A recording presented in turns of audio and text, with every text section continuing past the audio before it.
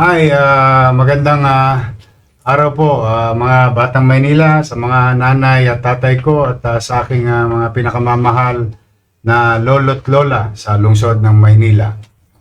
Ito po ang inyong lingkod at ito po ang Talk to the People wherein ito po yung programa ng Manila Public Information Office kung saan dito po ay agarang nag-update ang inyong pamahalaang lungsod kung kinakailangang i-update ang mamamayan dito sa atin at yung mga taong dumadako sa ating lungsod. Lalo na kung may mga aberya o insidente na mahalagang ma-update at makuha nyo kagad ang sapat at tamang impormasyon na nanggaling mismo sa pamahalaang lungsod ng Maynila.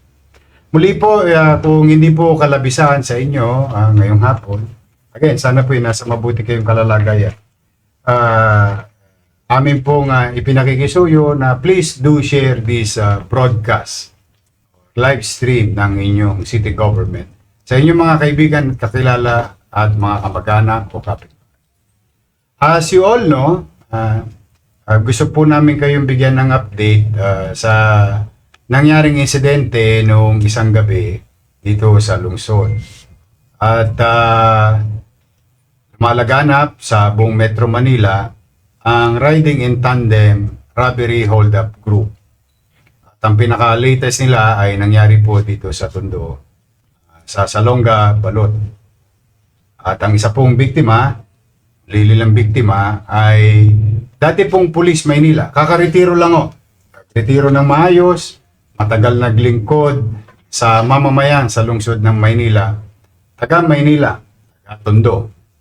Dito po pinanganak, dito po lumaki, dito nag-aral, dito rin naglingkod sa atin bilang pulis. At sa hindi inaasahang pagkakataon, may dalawang criminal law, na-disgrasya po si George Capistrano, na dati ko ring security at hindi ko lang po security, kaibigan din po namin. At yung nakikita nyo sa likod na mga pulis, ay mga pulis na mga kaibigan namin lahat. Kasi po, pag usually, para lang magka-idea kayo, sa Maynila po, medyo mabigat po ang bonding ng pulis sa kapwa-pulis. Lalo pa kung dito at tubong Maynila. Yung iba po naman dito na nakakasama namin na pinadadala ng Philippine National Police ay nagiging barkada rin namin. Because we have that kind of brotherhood in the city. At totoo po, nung araw nga po, meron pong kasabihan dito nung araw, talaga pong bata po ako noon. Cop killer never grows old. Sabi nga ho, dito sa Maynila. But the thing is, bago na ang panahon, may mga bagay na kailangan sundin sa pagpapatupad ng batas. At ang tagubilin ko lagi sa mga pulis, pagamat magkakaibigan, kakilala, kapitbahay, kababata, ipatutupad ang batas ayon sa mga lituntunin ng mga umiiral na batas din. Ng tama at saka. O kaya po through the years, may mga kriminal na lumalakas ang loob dala sa mga makabagong batas o mga bagong alituntuning dapat tupdin ng mga opisyal na pulis at mga police or enforcement unit. So, having said that, mayroon po tayong isang biktima ng pulis. At kahapon ako'y nanawagan na sumuko at ang pinanawagan ko lamang ay yung driver ng motor. Na isa sa dalawa na suspect doon sa pangyayaring sa krimen na nangyari. Then, dahil nga po, as you all know, ibang uri po ang Maynila. Meron po kaming dating pulis na taga-Tondo rin na tinawagan suspect na si B-Boy. Ito po si B-Boy. Ito po yung ito po yung may tangan-tangan ng motor. Pakita mo nga ulit yung video. Gusto ko lang kumpirma.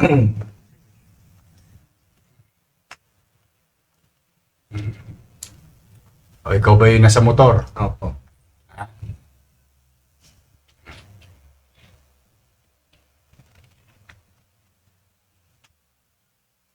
Ikaw yan. Opo. Sigurado ka. Opo. Post mo na.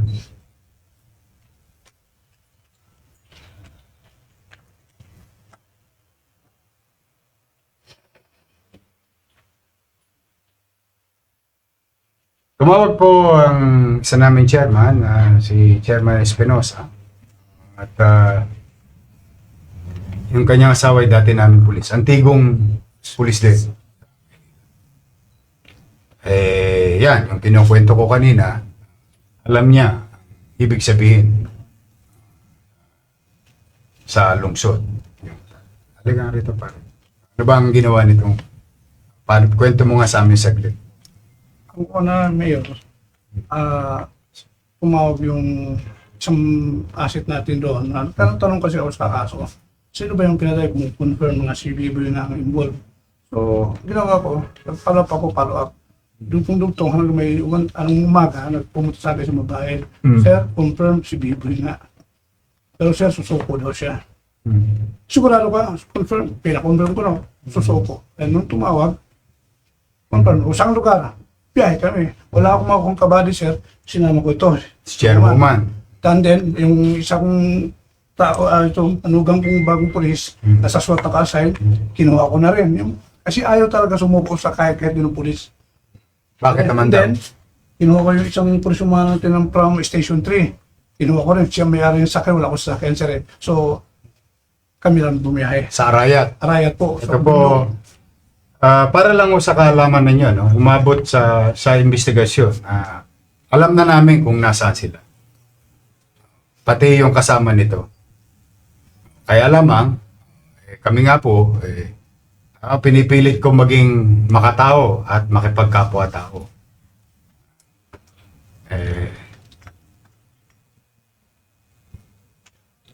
Talagang binigyan ko to ng pagkakataon para ma-resolve kagad at makapagbigay ng ustisya sa pamilya ni George at yung mga hinold up nila, ang grupo nila. Noong Enero, si Mijares, yung isa pa sa Kabagan, sa may Sampaloc, yung tindahan ng pansit. Ano po yan, umiikot to sila sa Metro Manila. Masama lang talaga ito nangyari ito. Pare, thank you Thank you Thank you very much. We owe it to you. Ito po si B-Boy. Bakit naman na kailangan niyo pang patayin yung biktima? Hyper lang naman po, wala naman po ang alam na papatayin niya. Yung pagbabae, binaril niyo agad. Hindi ko naman, Ano pangalan nun? Albert Magdarao po. Albert Magdarao. Hindi ko naman po alam na papatayin niya. Hmm. Wala naman po akong dalang baril nun, siya lang po yung may dala. Driver lang po ako.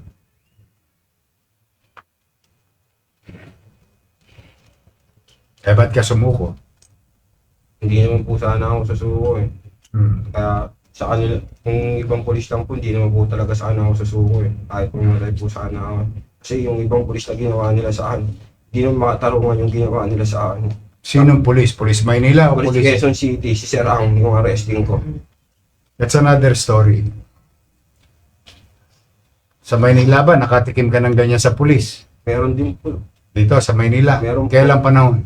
Yung nangyuli po nila ako nakaraan, kilala ko po yung polis, nandun nga po kanina, sumusunod, bumubunot nga po, kaya natakot na naman po ako. Pero ito na naging biyahe nyo. Robbery hold up na talagang hanap buhay ninyo. Hindi po. Kailan lang po ako sumama sa kanila eh. Nakailan na kayo? Nakasama na lang po ako sa kanila, mga 7 beses pa lang. Pero hindi naman po rito ako sa Maynila. Ibang lugar po ako, hindi po ako gumaganap. Baguio po. Ganyan. Hindi naman po ako gumaganap dito sa Maynila eh. Bakit? Mga kababayan ko, siyempre, Ba't kayo bumalik dito sa Manila? iniyaya niya po ako eh. Hindi ko naman po alam na ganun papatay siya. Kung papatay lang siya, hindi naman ako sasama eh.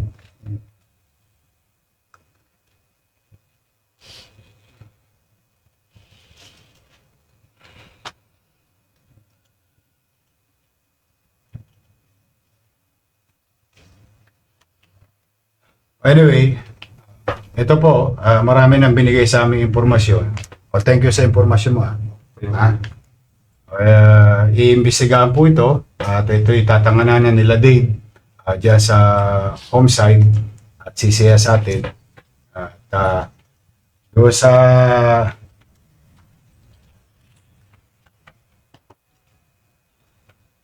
Albert Magdaraog, Trinidad.